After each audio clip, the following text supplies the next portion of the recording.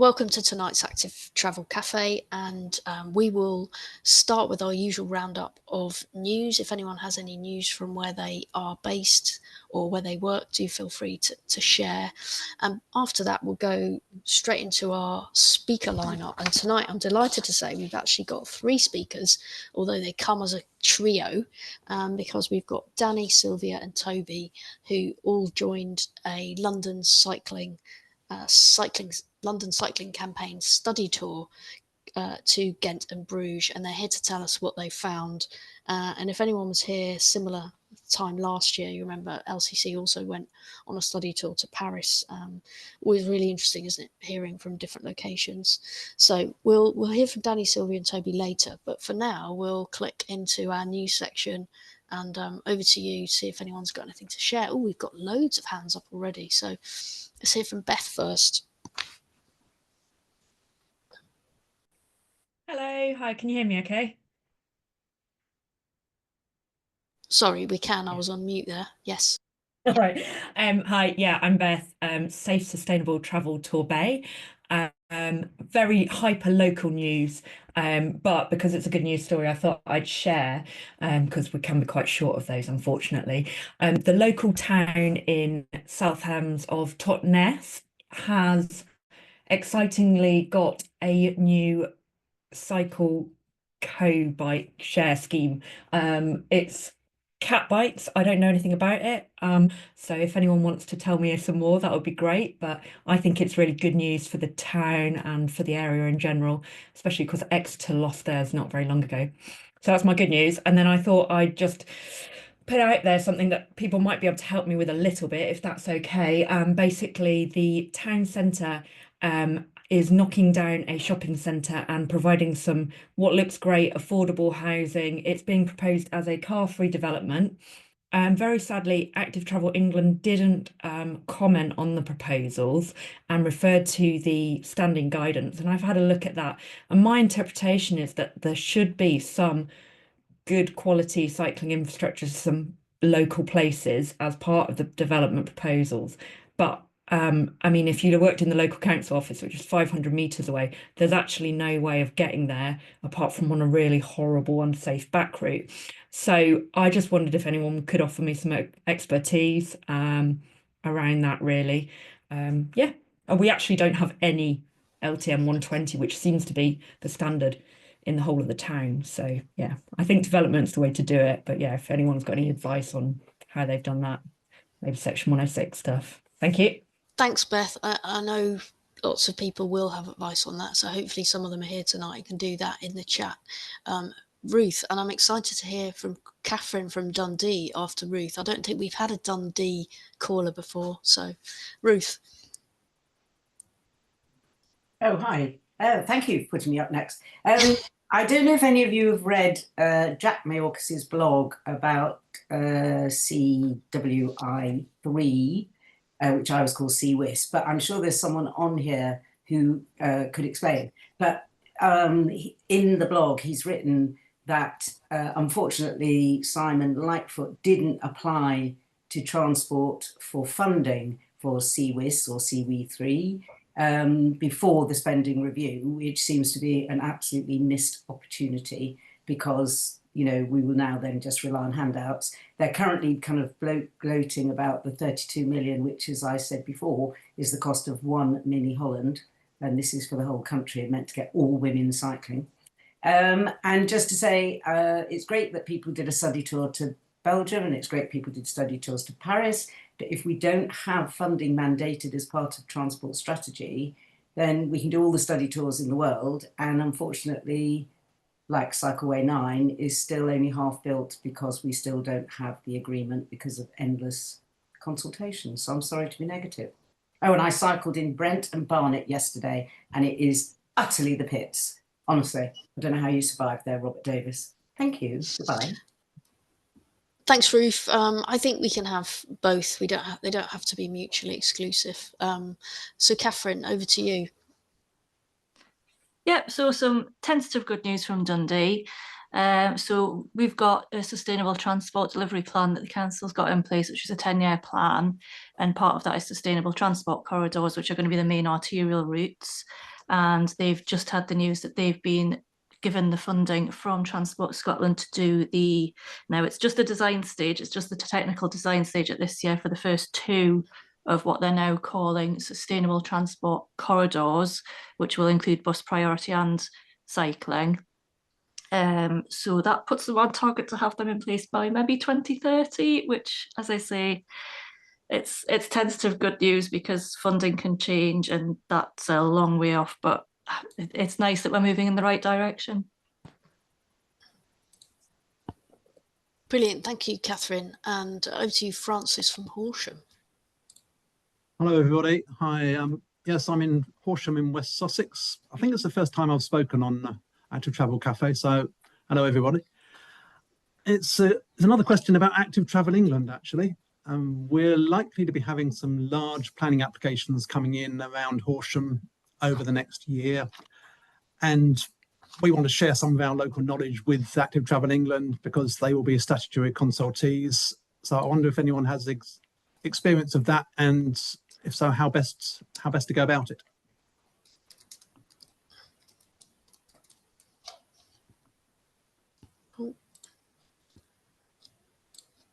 Does anyone have anything for Francis right now, or pick it up in the chat if possible? I'll go to Bob next because Danny, you're speaking, so I'll go to you last. Bob. Hi everybody.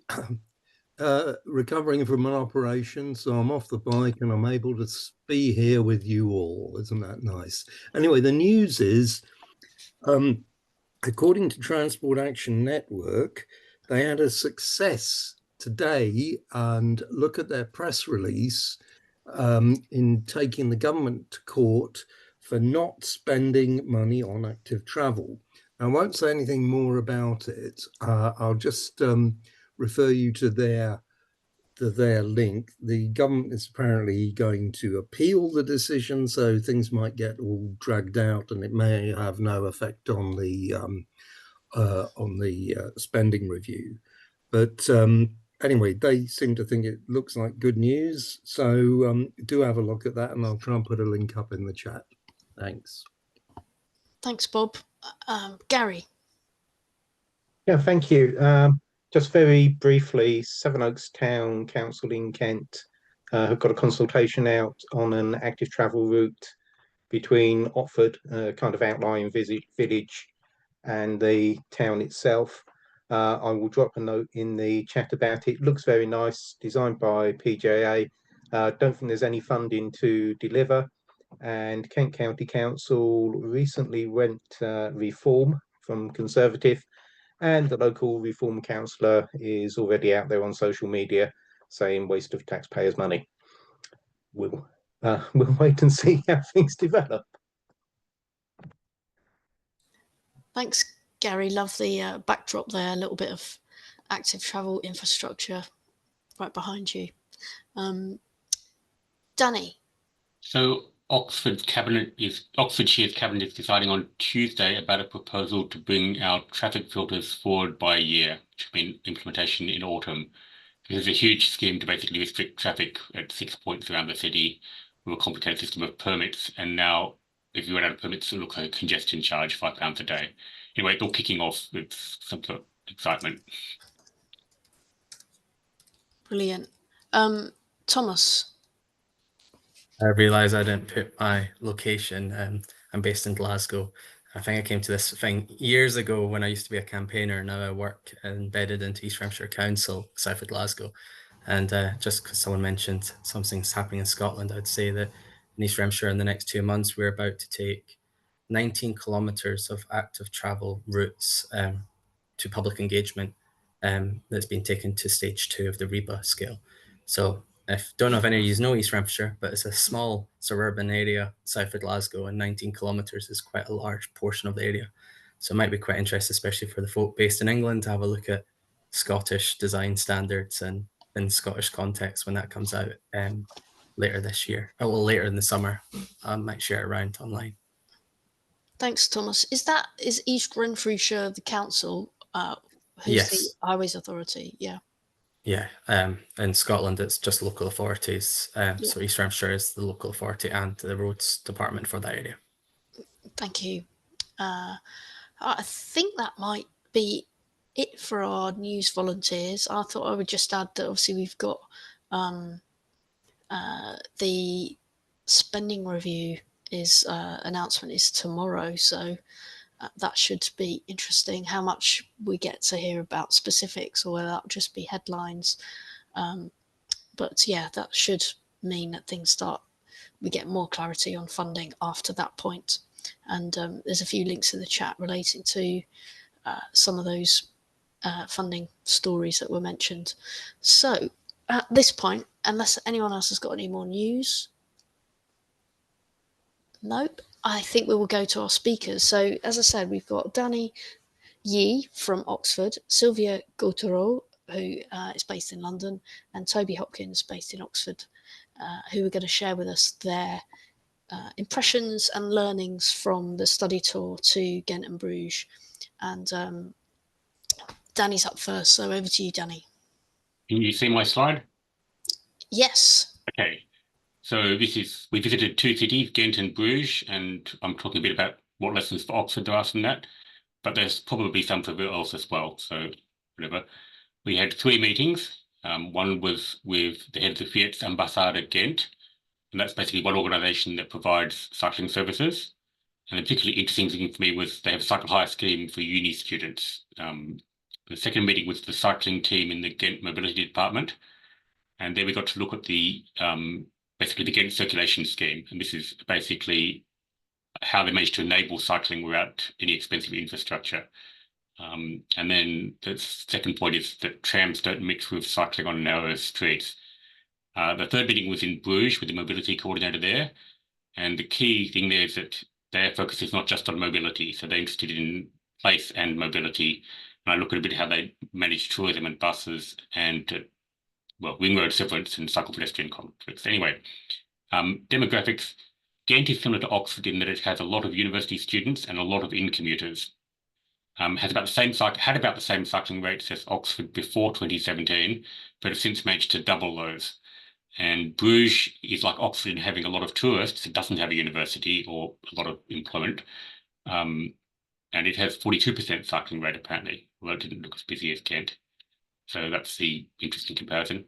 Anyway, they're also similar. They've got narrow medieval streets in the centre, sort of mostly medium density housing with some low density suburbs, significant severance by canals and rivers, and a dominant centre. So everyone's focused on the centre. One big difference is the ring road. So Ghent is 12.5 kilometres, Bruges is 7.5, and Oxford is 25.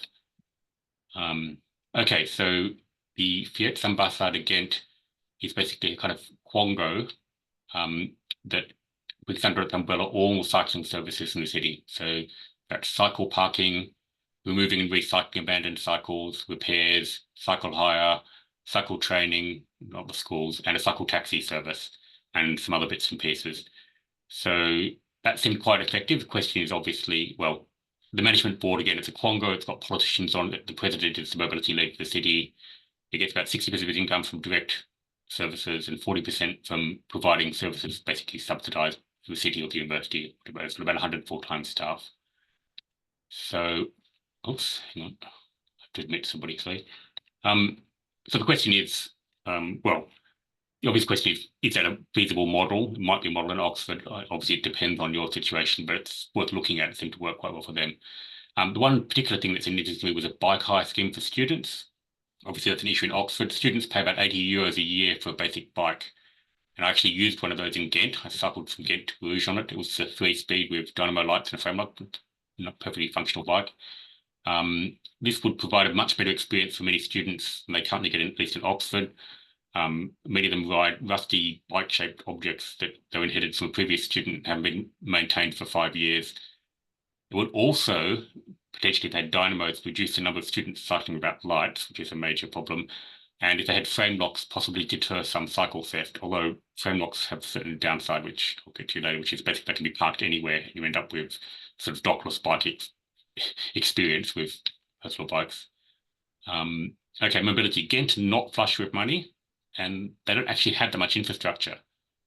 And the second thing is about trams and cycling. So the circulation plan, that's a bit like what Oxford is planning, but much more drastic. They basically separated the city into 6 segments. You can't drive between the segments, you have to use the ring road.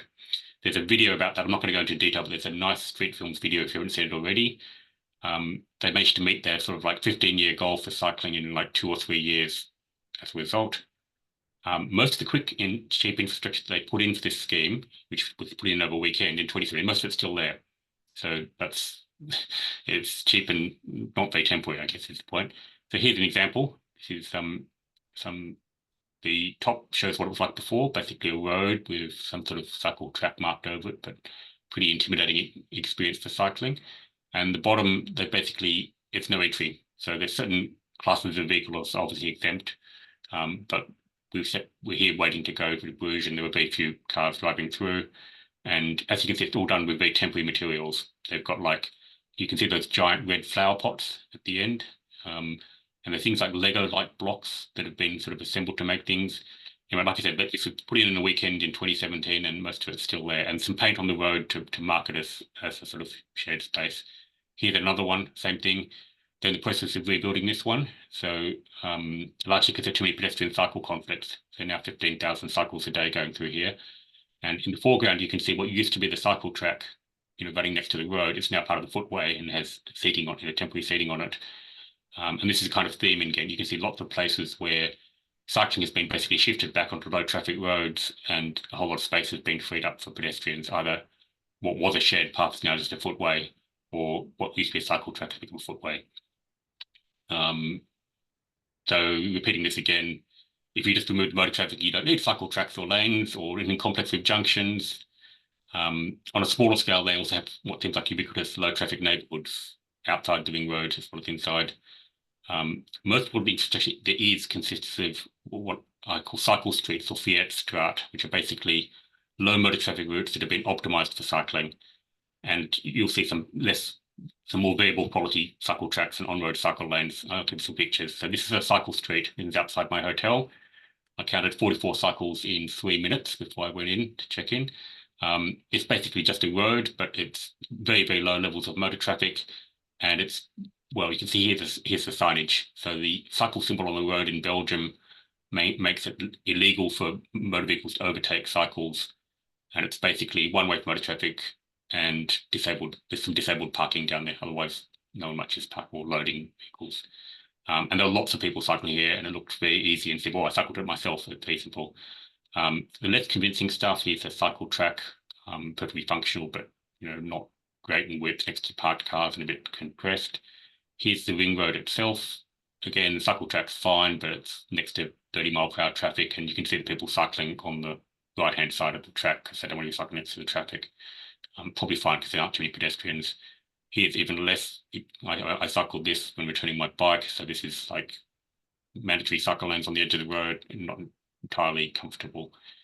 Anyway, getting onto the trams, a lot of the local transport seem to be trams rather than buses. The unfortunate thing about this is that they have a mind-boggling number of cycling tram track injuries. So the estimates are that 500 people a year admitted to hospitals with injuries resulting from cycle crashes and involving tram tracks. And you can see why. So this picture shows basically the narrow streets and people are cycling inside the tram rails. So it's not like Amsterdam, where if you've seen Amsterdam, you probably have noticed that most of the cycle tracks are outside the tram tracks. You're never cycling on a tram track, or you're crossing it at right angles. And here's couple more pictures to give you a feel for just how bad it is. So I took these pictures and thought it was a problem before getting the 500 per year figure.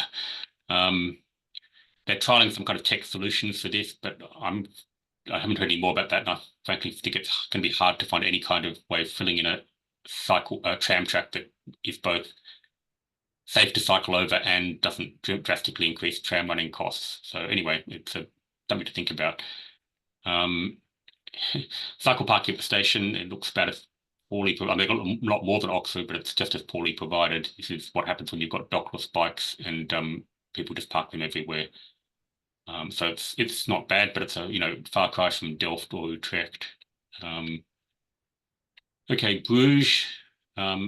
They had a 1972 structure plan. The very same year Oxford had a balanced transport strategy.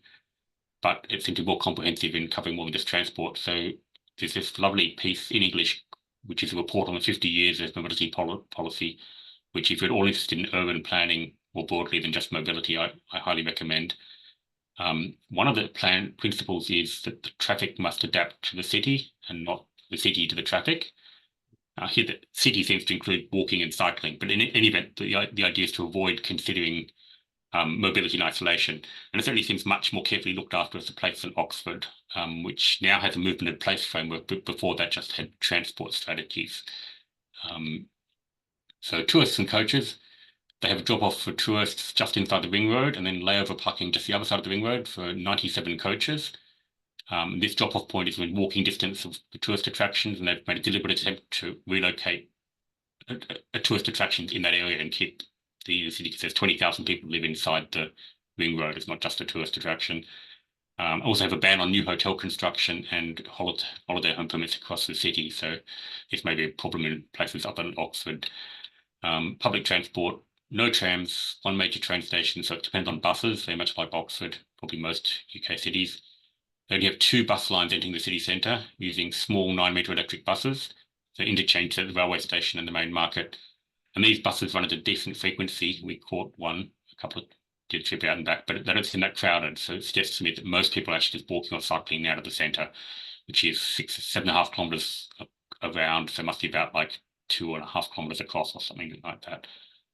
20,000 residents. Couple of big projects they're planning in Bruges, all about ring road severance, basically taking space or raising roads or things like that to try and get better walking and cycling across the ring road, which is also runs alongside a canal, so they have problems with bridges and as well as the actual road. Cycle pedestrian conflicts is an issue in Oxford. There's a few streets cycling is banned on. So cycling is prohibited on 5 street segments in Ghent, but that doesn't create more than a 100-metre detour. Cycling levels seem quite low on both there and on the other crowded streets, with most people preferring the routes optimised for cycling. So those cycle streets I showed you, that seems to be where most people are cycling, partly because the alternatives, while they're perfectly okay, their cobbles are not anti-cycling, but they're not nearly as comfortable as smooth asphalt. So, and in Bruges, there are no bans on cycling anywhere, despite totally insane numbers of people on some of the narrow streets. But obviously, very few people cycle along for obvious reasons, and they go very slowly, so they have no choice. So it's kind of self-limiting. I didn't see any examples of, unpleasant conflicts. Anyway, that's it. And I think I've actually managed to finish it in time. Have I? Did that work? Thanks, Danny. I must have put the fear of God in you on the timing, because that was really good. I'm not quite sure what all that code is. It looks terrifying. Brilliant. Thank you for those observations, and very interesting to see how quickly Ghent put in those interventions, and several years later they haven't seen the need to really make it too much prettier in terms of some of those like blocks of concrete and things. I think what we might do is pause for a few questions here before we bring in Sylvia and then Toby. So I can see Bob's got his hand up. So Bob, do you want to come in there? Yeah, okay. So this is my question about Ghent. From what I've heard, the reason for the success of restricting through traffic is largely down to there being an orbital road which can take that traffic away. Therefore, using Ghent as an example for what everywhere in Britain might not be very useful. That's what I think Graham Paul Smith said. Other people have said that. It is something that's talked a lot about because the Ghent mayor came up against a lot of hostility when he had his traffic plan, but it seemed to work okay. I don't know if you have any observations on that. Yeah, so it's definitely an issue. Oxford's ring road, for example, like I said, is twice the length of Ghent's, and it's just as high capacity, but it shares sections with, the A34 that also carries strategic traffic and not just local traffic. So it's a different proposition. They had a change of government in Ghent on the city council, but the new government is not even thinking about going back on the circulation plan. So I think it's generally been agreed to be a success. I don't think they're likely to reverse that. But yes, obviously you have to think about it in isolation. So Oxford's plan is not as rigorous as Ghent's. It allows exemptions for residents largely to pass between sectors without going to the ring road to avoid some of the potential problems. So obviously any city is going to have to look at this in its own context. It doesn't have a proper ring road. How long is it? How much traffic is on it? What's it used for? That kind of thing. Thanks, Dan. Thanks, Danny. Tim Morton makes a point in the Q&A, which is about Tim. Are you there? Do you want to make this point yourself? Yeah, it was picking up on the tram injuries. Really, I apologise for my typing. Obviously, I need to use AI. The 500 injuries a year that are hospitalizations, never mind injuries, is 1.5 a day or something, isn't it? And the cost to health services in terms of what else they could have been doing if they hadn't been dealing with that. So my question was about, there was an article in The Guardian last week. I put it in the chat. It doesn't look like a proper beat, but it is a genuine article. And it was about Coventry's new light rail thing, where they're not having to dig down 2.5 feet. They're just cutting in 30 centimetres and dropping blocks in. And the trams are only a bus length long. But if we're suddenly going to have this big expansion of trams in the UK cities, then that's a stat that I will be replaying quite a lot, I think. Well, it depends on how wide the streets are. So the problem in Ghent is that the streets are very narrow, so there's no cycle tracks alongside them. So like I pointed out, in Amsterdam doesn't appear to have this problem. So I think Coventry probably has relatively wide streets compared to Oxford, at least. So this may be less of a problem. You put the tram tracks down the middle of the road, and you manage to put separate cycle tracks alongside those, and then you've got much less of a problem. But again, every city is going to have to think about this in their own. I mean, it's possible that some UK cities, well, we only have 7 with trams, I think, only haven't seen a problem because they don't have high cycling rates. So if 44% of the population of central Nottingham was cycling, maybe there would be some significant problems with the tram tracks there. And before, so thanks for that, Danny. If anyone has got any more points for Danny, we can have a kind of group chat at the end. But if not, I will ask Sylvia to come in next before we go to Toby after that. Sylvia.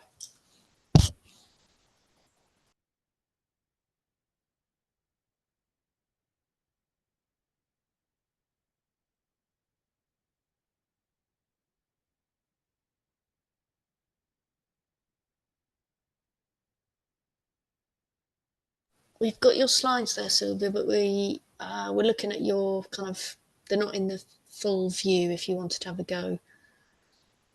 Otherwise, we can just look at them like this.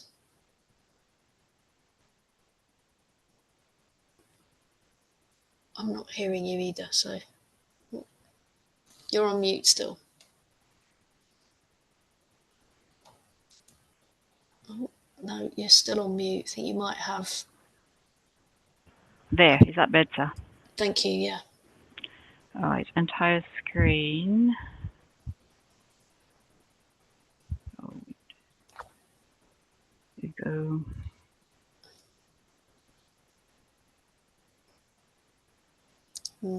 Now you're, yeah. And then... How about this? Is that That's better? it. Perfect. Go far away. All right, thank you. So good evening, everyone. So yes, I'm Sylvia. So I'm a consultant in transport and in a transport and connectivity team. And I'm interested in the human element in planning using an approach rooted in a behavioral science. So basically, I'm trying to understand why people do what they do and what influence their behavior.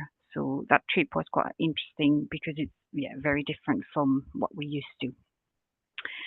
So as Danny alluded to, I mean, this is mostly on Bruges for my presentation. So it's been like 50 years in the making. And ironically, they've drew inspiration from the Buchanan report, which is something that this country has produced. But yeah, and obviously they've borrowed some of the work of Donald Appleyard. And they've got a deep understanding of the different function of spaces between road and streets and how they influence people's behavior. And they're also constantly refining that approach, because obviously when you start designing a built environment model around people, there will be more people and there will be more city life. So the different behavior will kind of change and the needs will change. So they're constantly adapting. So I thought that was quite interesting. They also believe that traffic management needs to adapt to the people rather than squeezing the traffic management into people's lives. So there's two pictures for me that kind of tells the story in Bruges. So there's often a reference to the golden 60s, but our hosts always say the grey 60s, because if you look at the picture on the left, I mean, I can't believe that, we thought that was okay to do that. It's just incredible. And the second picture, that was a picture taken in Bruges that was used to illustrate a placemaking conference that took place in New York in 2013. So as far as my experience, so I felt welcome from the beginning. I cycle there, taking trains and my bike. I'm in my Brompton, but I felt very welcome. When you tend to take public transport in this country, trains, and when you have a bicycle, you kind of feel like you have to apologize every 5 minutes because you're in the way, and it's just not a pleasant experience. But over there was just fine. Everybody, it was quite, there were bicycles everywhere. There's signage that kind of make sure that you know where to go, and you just feel welcome. There's also, I found plenty of spaces if you wanted to go out with in the evening with your bike. You can just park there. It was always within view, so it felt kind of safe. You could also, cycle along, and if you want to stop and enjoy the view, that's fine. It's always, I felt welcome in that way too.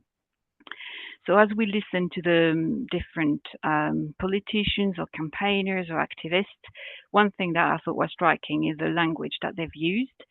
So for instance, they've used words like livability and happiness, health, vitality, mobility management, integrated city, mobility in places, circulation plan. So all of those words kind of describe the wider picture and how they have gradually created an environment centered on people, adapting to their needs. And one of the things that in Bruges they kept repeating is it really gives you, when you have transport choice, it gives you more opportunities to be full participant in city life.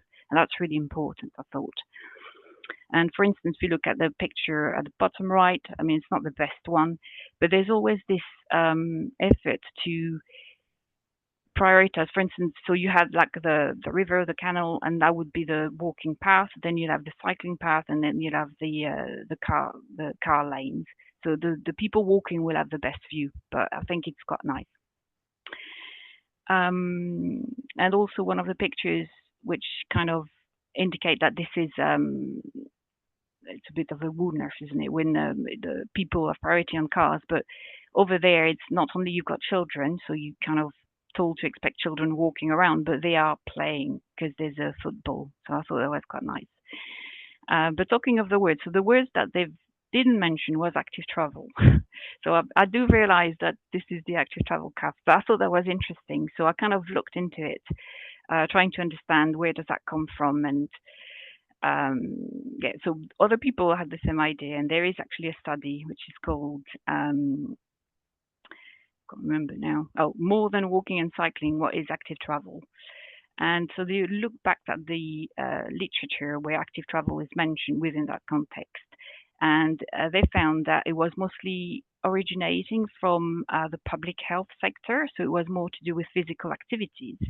But as it's been kind of adopted by transportation articles and literature, it came down to only two modes, which was walking and cycling. For a very long time, that's all kind of active travel meant. And lately, we can see that wheeling has been included.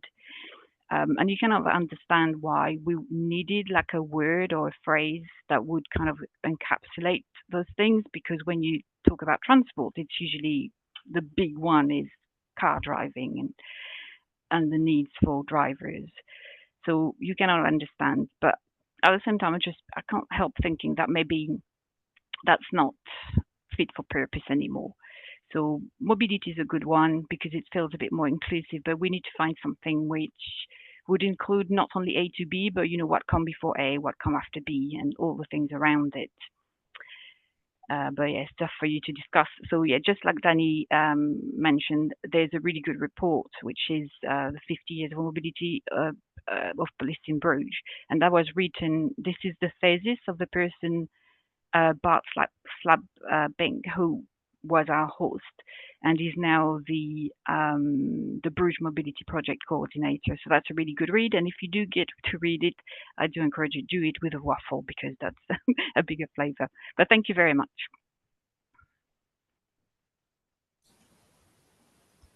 Thank you, Sylvia. And we'll go to you now, Toby, and then we'll sort of do any thoughts people have once you've both spoken. Excellent, thank you. Let me just share my presentation.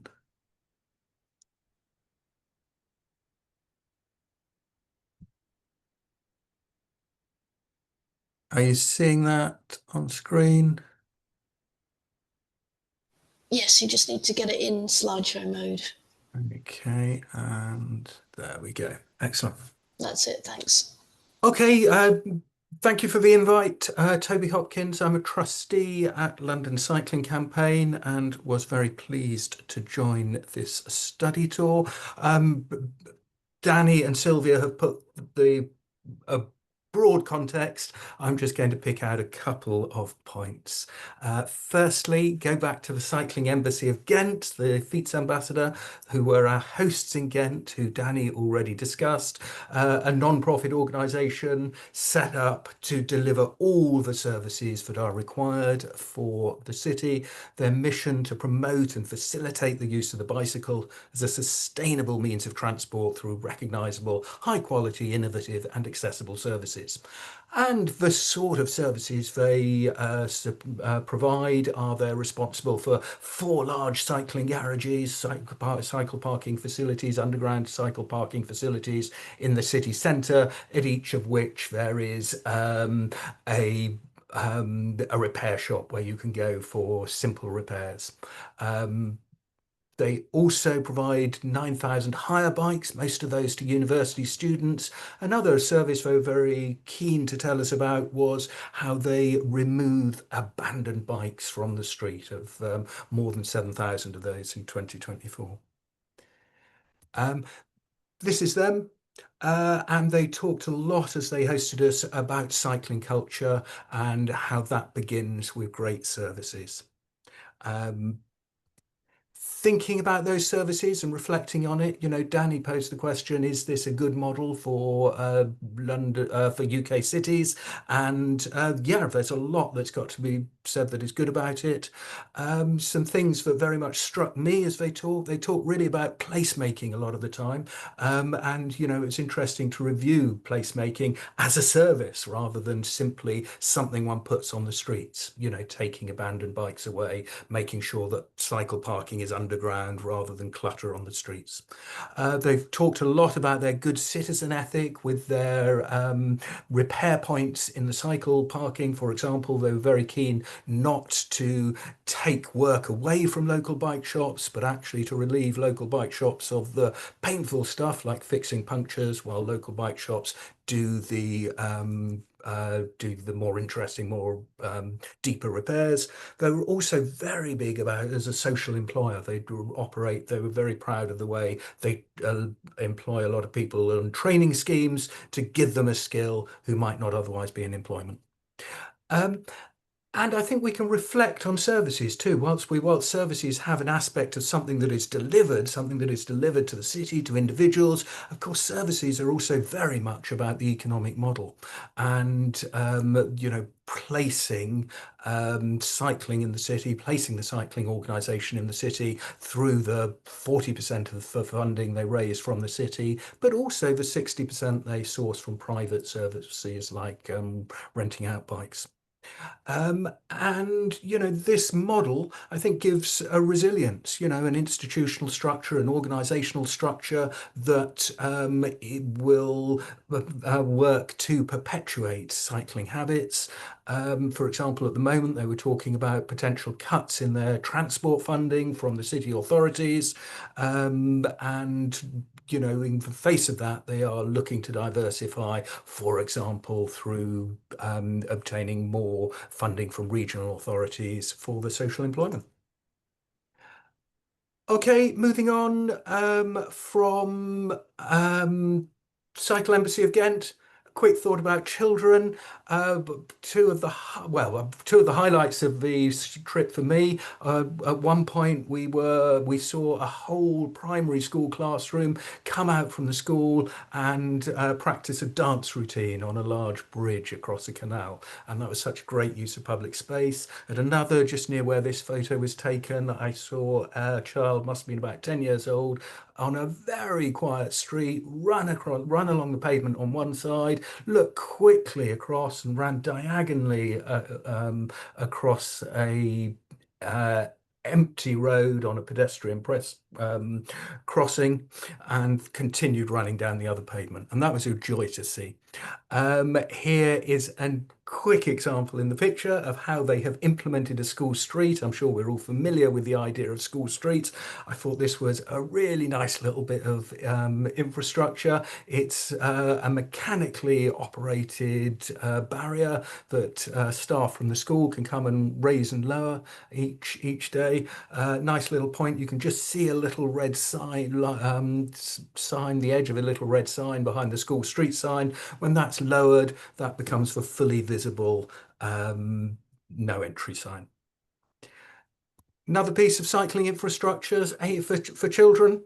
A sign, and more than a sign, similar to many parts of the UK. There's cycle training for all 10 to 11-year-olds that's followed by a cycling exam. I know, speaking to my cycle instructor friends, how exasperated they are that they teach children how to cycle, and then those children have nowhere safe that they can cycle, nowhere to actually go and practice what they have learned.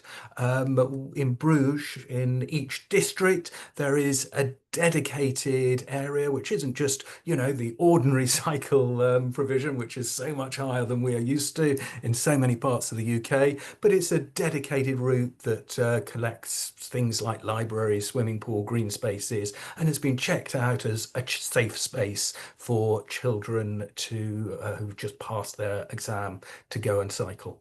And I thought this might be a nice example of a relatively small change that we could work on in the UK. So there we go, just a couple of examples of things shared from our trip. Thanks, Toby and Sylvia. That was really great, and great how you sort of both picked out very different things to share with us. There's one question that Beth had in the chat, which I don't know if you can answer, or if there's someone here from London Cycle Campaign, which is whether the trip was funded, how the trip was funded, if other campaigns or professionals were looking to fund a trip. Do you know how the trip was funded? This was very much a self-funded trip.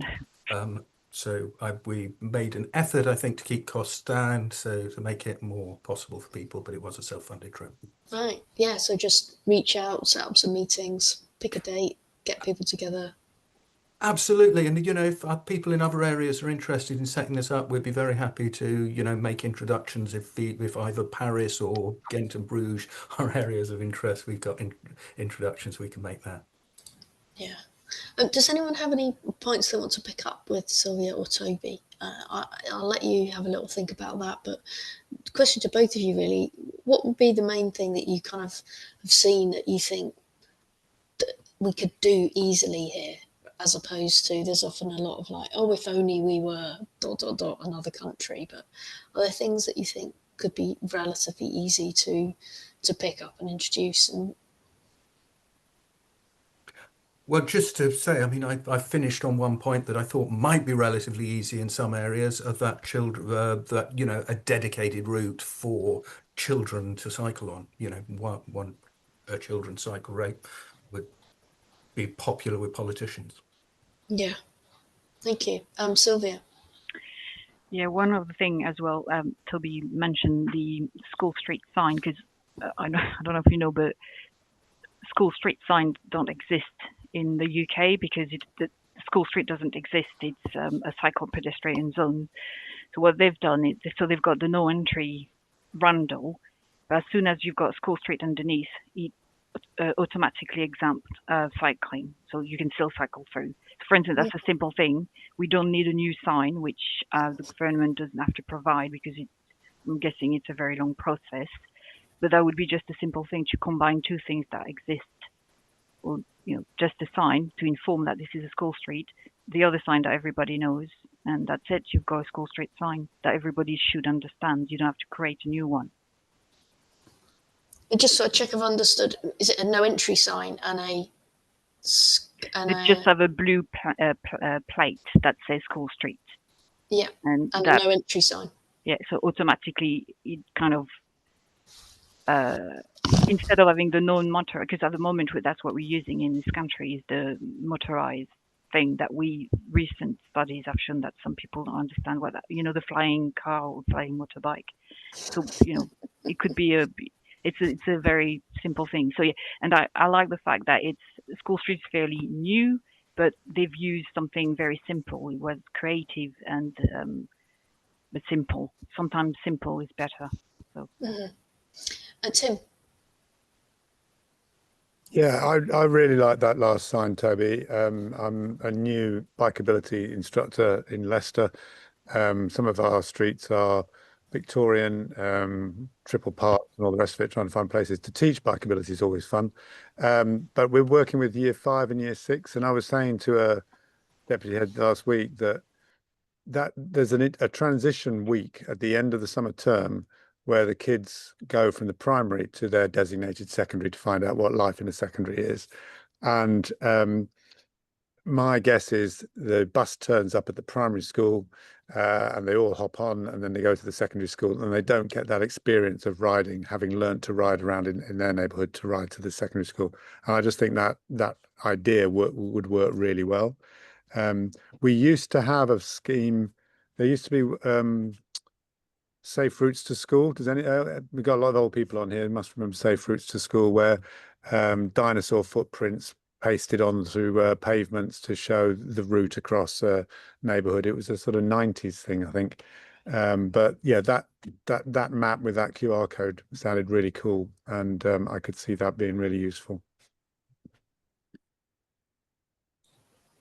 Thanks, Tim. Beth has asked in the Q&A, but I'll put it in the chat as well. Does anyone know, are there any Fiat streets in the UK? Is it a uniquely non-British thing? I can't read the chat very easily in this format, so if anyone knows of one, stick them in the chat. We had the same conversation while we were away and couldn't identify any. Right. Okay, I'm going to see if... Sorry, did someone have a point there? Bob, I'll make this the last one, because we have also got Mark Philpotts on tonight to talk about the latest instalment of his Good, the Bad and the Ugly, and I'll be interested to see how it relates to the previous presentations. But Bob, what's there aren't any Fiat streets in Britain. Also note that school streets are now being supposedly extended into school zones, but that's not a legal character. That's just a rough description. Yeah, I think the accurate point is that it's sort of, there's not, apart from the actual traffic order, there's not a consistent approach to what a school street kind of is. That's my take on it. Right, Mark, are you here? Are you here? I'm here, Claire. Here. Would you like to share with us your? Sorry, before I introduce you, if we could just say a big thanks, express how you would like to Danny, Sylvia, and Toby for sharing that. And yeah, I definitely think. I mean, I've been on a few site visits inside the UK, so I'd like to recommend study tours to places such as Leeds. Very interesting what they've been doing in the last few years. Bradford, City of Culture this year, absolutely amazing what they've been doing. We've had Bradford talking about it on here. So UK study tours, maybe East Renfrewshire in a few years. We can come up there, given they're putting in 16 kilometres. But Mark, over to you. Yeah, could somebody let me share? And while we're doing that, the closest thing the UK has to a cycle street is Taff Embankment in Cardiff. which has been designed to the principles, but actually if you go to the Dutch principles, there is no such thing as a cycle street. It's all design and nothing about the signs, which are advisory in the Netherlands. Maybe I'll go through that as a different talk. So let's find the correct screen. Let's share the correct screen and, oh dear. Can we go full screen? We can go full screen. Right, let's go then. I'm not going to talk about anything that we've just had. I'm going to give you the rough guide to Footways. And as you can see there, that Footway is particularly rough there in Birmingham. So lots of people will talk about pavements, shorthand for footway. So this is the legal definition from the Highways Act. I'm not going to read the thing out, but it's essentially a thing that the Highway Authority may wish to provide by the side of a highway, in or by the side of a highway they maintain. So just a bit of terminology, and it's quite important if you're dealing with the technical side of things, because we need a common reference of language. So it's there for you to look at, Section 66 of Highways Act. We've got some guidance. This is a really good document for people to go and read and sort of delve into. Inclusive mobility from December 2021. Lots of really interesting stuff about widths and gradients and space that wheelchair users and other people need. So there's lots of really helpful information. If only my colleagues in the industry read that a bit more, we'd have much better conditions out there. Just to give some key dimensions from inclusive mobility. And so footway width, minimum of 2 meters wide. And I'll talk about why that's sometimes a problem. 2.6 meters next to a busy or a fast road, because people don't tend to walk right on the curb line next to lorries. There is some absolute minimum, so it's 1.5 meters. I'm not suggesting for a minute that should be your basic footway width. That's you know, that's a compromise, and sometimes 1 meter at a pinch point. So if you've got like a lighting column or a telecoms cabinet, maybe that's acceptable, but not over a long distance. But we need to try and avoid that.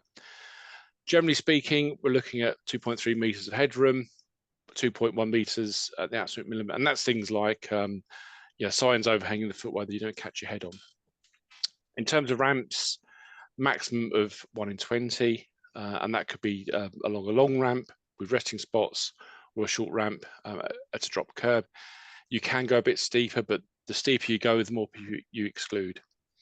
In terms of a crossfall, so the footway goes from the back of the footway to the road, hopefully.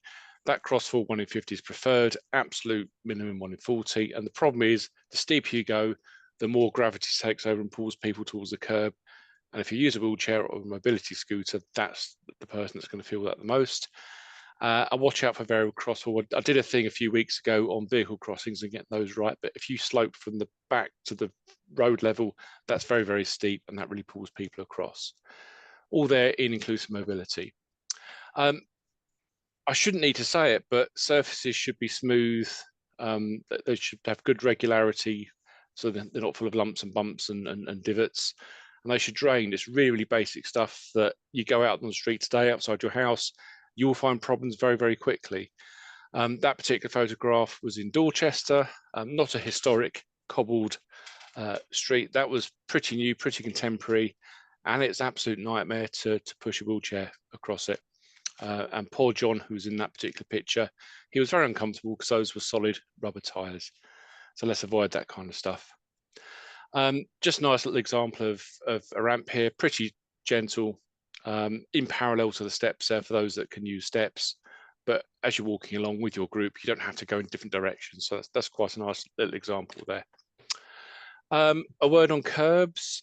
This is a report that's worth reading from 2009. The problem with a lot of these investigations, they're based in laboratories. They're obviously under controlled conditions because we don't want to put people out in live traffic and danger. But this was looking at what curb heights people can detect. So generally speaking, pretty much everybody in that study could detect 60 millimeters when they're stepping up and down it.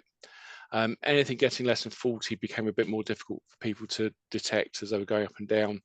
The study suggests, as good studies do, let's have another study to try and find out if 50 millimeters would be okay. Again, it's trade-offs. The higher the curb, the fewer people that can climb up it, and more people rely on drop curbs. but the lower the curb is, the fewer people that can detect it. So all this stuff is always a trade-off. And here is a trade-off. So this is the Camden Cycleway in Coventry, and just a close-up view of the curb between the footway and the cycle track, 50 millimetres high, sloping backwards. And the way I would deal with this is look at the risk. So if somebody's coming at 90 degrees to the curb, that's probably where they need to have at the most detection, or most detectable curb. If they're travelling along the footway, they're less likely to come across the curb, and the detection isn't quite so important. And by 90 degrees, that's coming down a side road or an alleyway and meeting the main footway square. So as a designer, we can probably play with risk and look at the trade-offs with that. So let's look at some practical space. This is, oh, it's gone out the bottom of the text there, but this is what a metre looks like. This is curb face to the fence line there. That channel there is within that metre. Really, really hard getting through there as a wheelchair user. And if you're not a wheelchair user, you're in single file. So that whole social aspect of walking is completely lost there. That's a fairly main road in Clacton-on-Sea in Essex. Here we have, this is one of the streets in the Romford area, 2.4 metres wide. Immediately you can see it's much, much more comfortable than the previous one. You walk along, have a chat, people can get past you going the other direction, so it's much better. In terms of practical space, though, we can quite often say, here's a footway, it's a certain width, but actually we're more interested in the usable width, the effective width. So the photo on the right there, I think it's from Farringdon in central London. You've got some kind of charging thing, you've got a post, you've got a tree further up. Actually, that whole front of that footway there is sterilised for use. So the advertised width might be, I don't know, 1.5 metres there. The actual usable or effective width is only about 1 metre. And here's just a few dimensions on how this thing can be affected. So the actual usable width is affected by curb shyness, and that's not wanting to walk next to busy traffic. Walls and fences erode that space, parked vehicles, obstructions. And really, if you're at the bottom here, your lovely 2 metre footway with fences on one side and cars on the other, maybe you're actually losing about 0.5 metre of usable space there. So when people quote the widths, ask them if they're quoting the effective width. Have they actually checked for some of this stuff? Bit of an extreme example, but the hedge has been allowed to start stealing this shared use path. So it's great in theory on the plans when the planning application goes in. If things aren't being managed, maintained and enforced, we very quickly lose our footway width. And just to round up, if you really want to get into the numbers and play with spreadsheets, you can look at the Transport for London pedestrian comfort guidance. And that takes effective width to the extreme, if you like. So it goes into a lot of detail on the obstructions and the shop fronts and the curb conditions.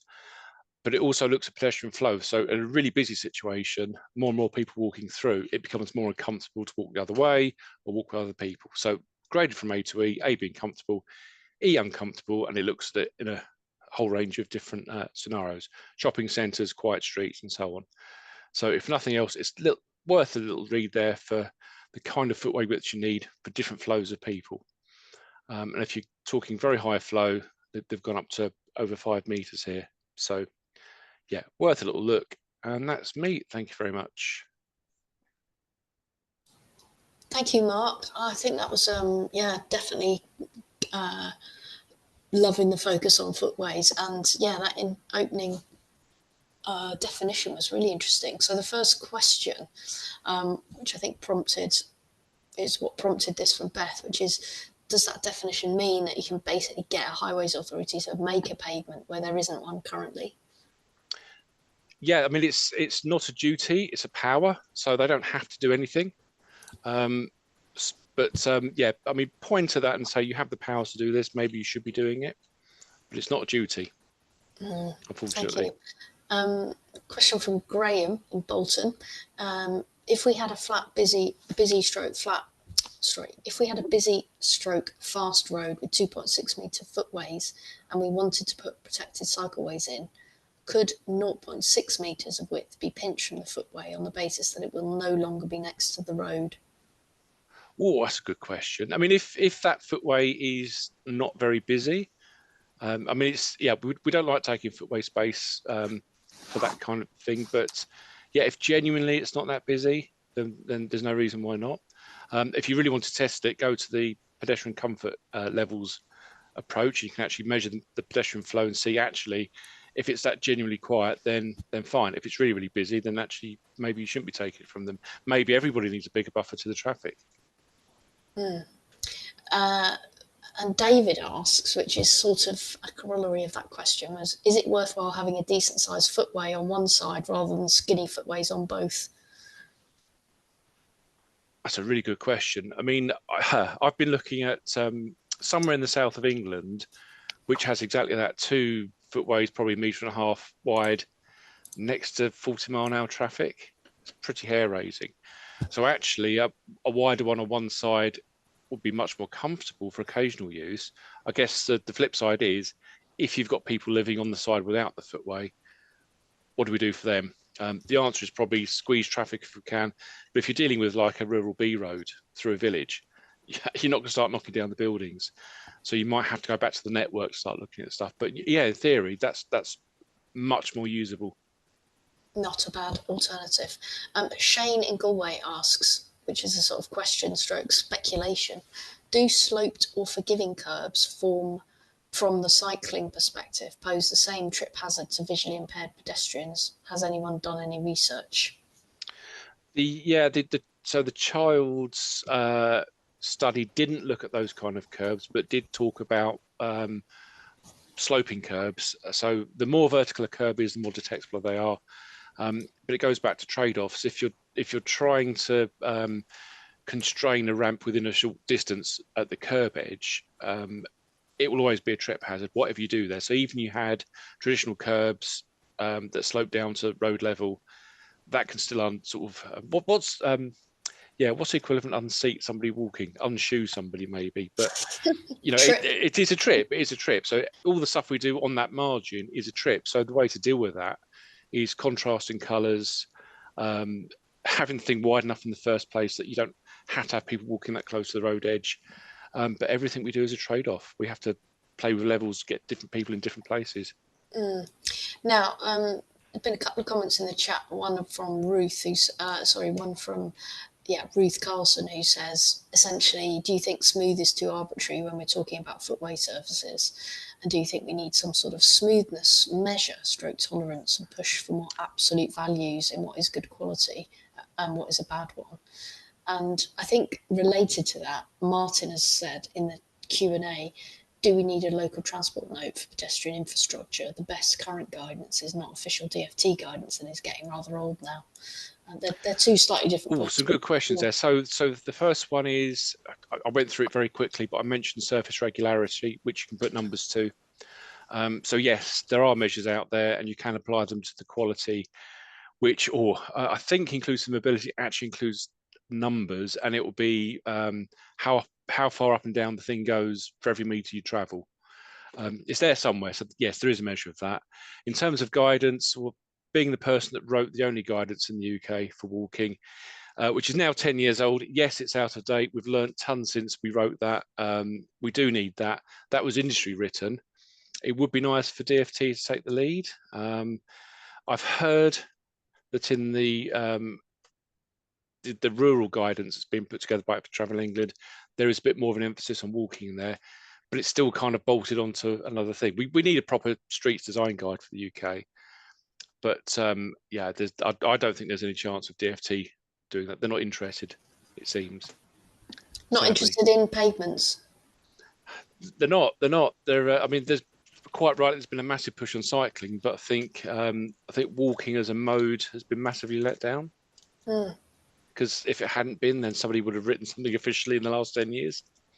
What do you think needs to happen to change that?